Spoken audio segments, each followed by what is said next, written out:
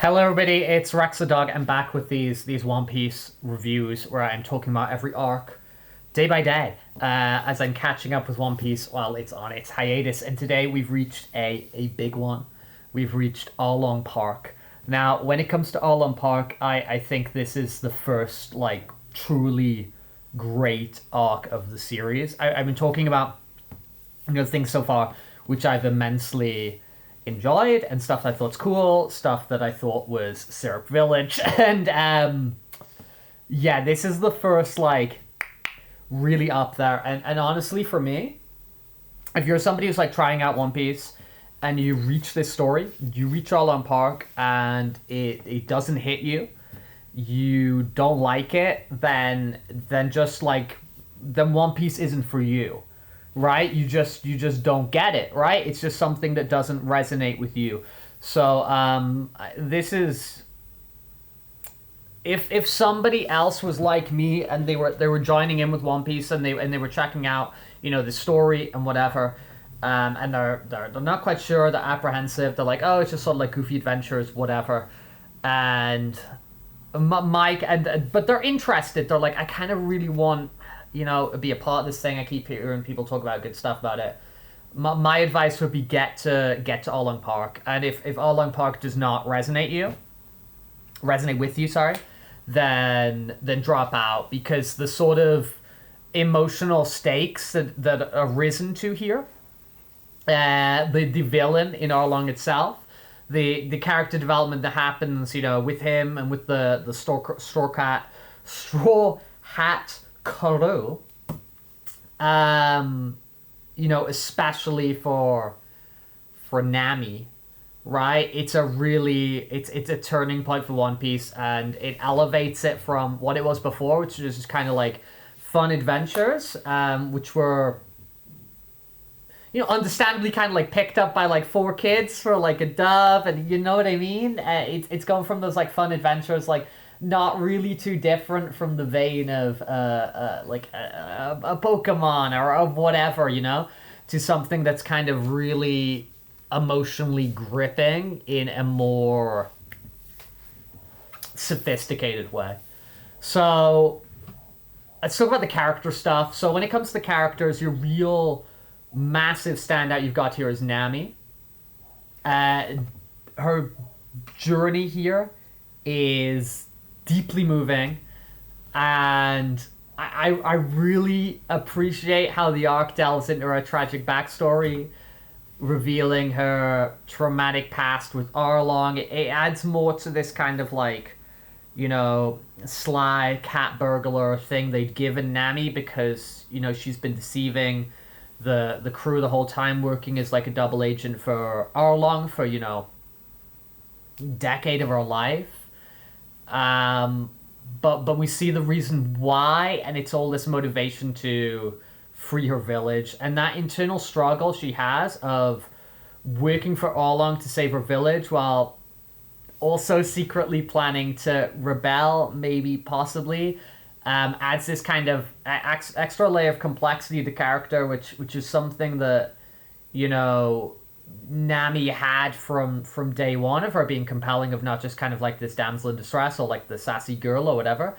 But it goes like so much deeper with that, right? And when she eventually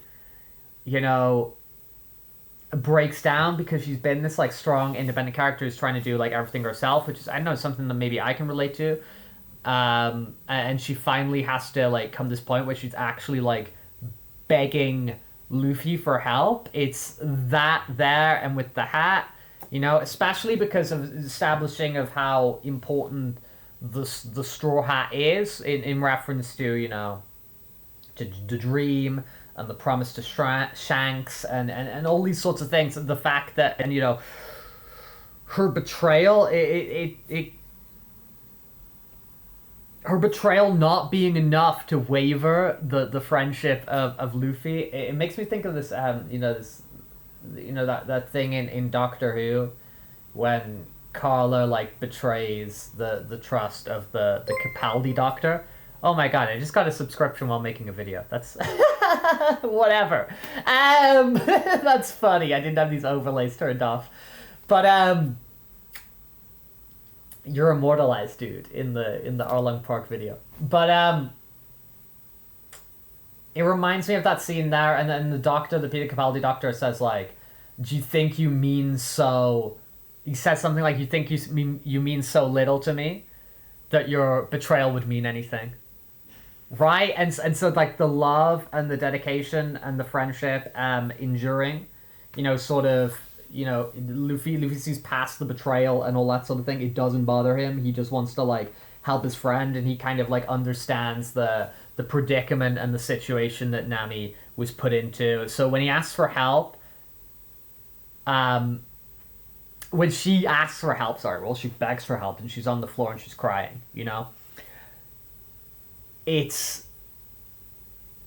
it's a really great. It's just like this raw, emotionally powerful moment. It's heartfelt. It cements her bond with the crew, and reaffirms Luffy's role as this like steadfast, supportive captain. Because you got him being like goofy and like stretching around and just like eating food and making like boneheaded decisions. But it's stuff like that which is like, oh whoa, this guy like. He is this reliable leader, he is this reliable leader, which allows, the, it's like character driving plot and character driving character. So when you get like, because when everything's got plot and exposition, it's just like, hook. But the character driving character there, and then all the great stuff with Nami there, giving Luffy like an opportunity to shine, right? Because we get to see how Luffy's actions are simple yet incredibly impactful. He doesn't, like, when Nami's there, he doesn't ask for explanations or hesitate to act when Nami asks for help. He simply, like, puts the hat on her head, rallies the crew, and marches to Arlong Park. And this unwavering loyalty and determination to protect his friends highlight what makes Luffy such like a compelling protagonist, and it's meta, isn't it? Because like they actually comment on in the series of just like, oh, people rally behind you and you're like likable and all that, and that same sort of that is believable because us as an audience are bought into that as well. So it's really believable when like Luffy rocks up somewhere and makes a bunch of friends and like, hey guys, let's like storm this castle. It's really believable because it's like, oh yeah, like he is actually like that, because I'm engaging the story, I'm following the story because of that brand of charisma and inspiration that he carries. It's like, I also really enjoy the actual fight with Arlong as well, because I mean, like, fights are cool, but I'm always about the character stuff. But I think the what's cool about the fight is because it gets like sort of, it gets symbolic as well, right? When he literally destroys the room where Nami was forced to work throughout her entire childhood and early adolescence. So he's freeing her from the physical and emotional chains that she is like under. It's so cool. And the fact that we've had a few stinkers. We've had, I can't remember his name, the Arlong Park, not the Arlong Park guy, the Serb Village guy. He sucked. Don Krieg was just like ass. We've had a string of like, obviously like Buggy was great, but we've had kind of a string of like pretty poor, like the Hawkeye Mihawk was cool, but he wasn't like a main villain. We've had kind of a string of like not very good villains, but Arlong is really, really good villain, and I do like how they kind of and again we'll do different videos on this another point in the live action version, how they make Arlong kind of like this ongoing threat throughout the East Blue, and he's even like the villain of the Baratheon, and they're like just toss away Don Krieg, which is just like sick. But even here in the original material, he's like he's my like favorite antagonist of this like early, do we call this like a saga, whatever. When they're in the East Blue, he's just so good. His ruthless personality, his belief in like this fishman superiority, and introducing these ideas of these fishmen, which becomes like a thread of, well, One Piece is good at this of, they introduce kind of like ideas of locations or races or tribes or people or whatever, and they kind of grow and feel real and organic and lived in, because obviously we get to go to, like Fishman Island later, and we get to meet a bunch of other fishmen, like, like the Sea Knight, Jinbei, and all these guys. But like,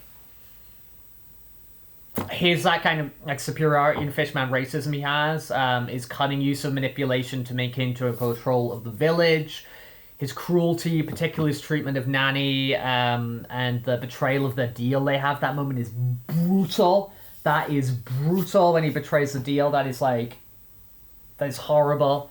That is disgusting for her to like buy back the village and buy back their freedom and all this. And he's just like, yeah, man, no. And everything she's sacrificed and done, and the hope and the like, how she must have felt all those years. It's crazy. And in that moment, it just makes that eventual defeat even more satisfying when it comes. And his strength and, unique abilities of being like a fishman are a great, step up in challenge for Luffy. Like, this kind of like chasing of power levels I'm never super interested in, but I know it's cool. The other fishmen who are around there, like, I think it's Najiko and Genzo, they're cool.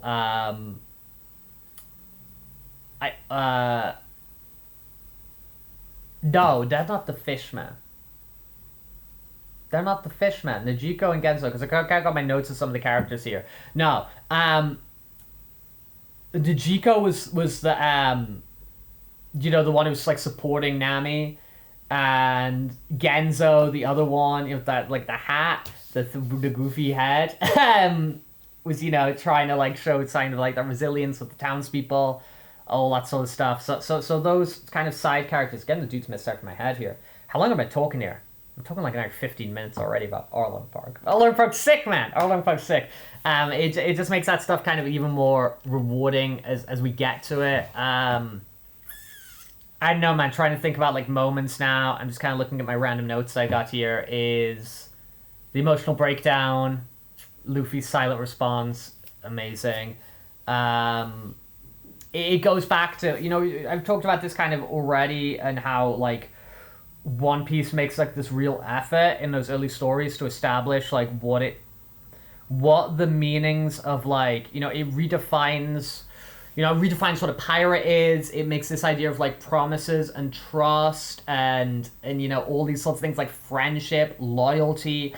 It kind of sets these apart, like aside as like, like through Shanks and then through Luffy to the other crew mates, of like how important this is.